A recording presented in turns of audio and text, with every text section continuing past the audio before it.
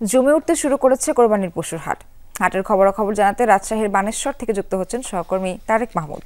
তারেক, আজ পশু সরবরাহ কেমন দেখছেন আর দাম নিয়ে ক্রেতা বিক্রেতারা কি বলছে? নিশ্চয়ই জমে উঠেছে, জানতে চাই। কার কাছে শিখলা?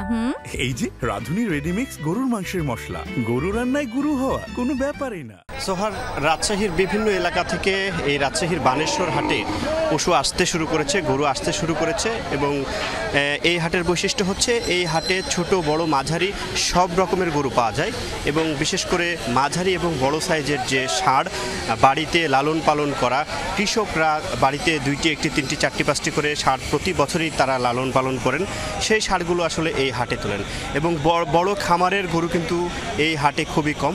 বিশেষ করে বাড়িতে লালন পালন করা যে গরুগুলো সেগুলোই কিন্তু বেশি এবং দেশি জাতের।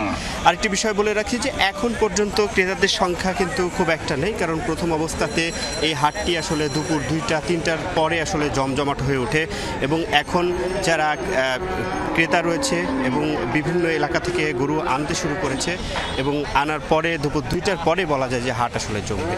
গত কয়েকদিন থেকে আসলে রাজশাহীতে প্রত্যেকটি হাট জমজমাট এবং এখানকার যারা এই ব্যাপারী রয়েছেন এবং যারা ক্রেতা রয়েছেন তারাও আশাবাদী আজকেও কিন্তু মোটামুটি হাট বানেশ্বরের এই যে পশুর হাট সেটি জমজমাট হয়ে উঠবে এবং এখানে 70,000 থেকে 80-90,000 টাকার মধ্যে ছোট যে 2 থেকে 2.5 মনের যে গরু সেগুলো এবং মাঝারি সাইজের যে 3.5 মন থেকে 4.5 মনের গরু, এছাড়াও এই 1 লাখ থেকে 1,30,000 টাকায় কিন্তু মাঝারি সাইজের গরুগুলো বিক্রি হচ্ছে এবং বড় 5 থেকে 6 মন 7 মন 8 মন 7 মন এই গরুগুলো কিন্তু এই হাটে রয়েছে এবং বিভিন্ন জাতের বলা যায় যে ছোট বড় মাঝারি সকল কিন্তু মাপের যে গরুগুলো সেগুলো এই হাটে পাওয়া যায় এবং দুপুরের পরে হাট আরও জমজমাট হয়ে উঠবে, পশু সরবরাহ আরও বৃদ্ধি পাবে। সোহার, তারেক, অসংখ্য ধন্যবাদ আপনাকে।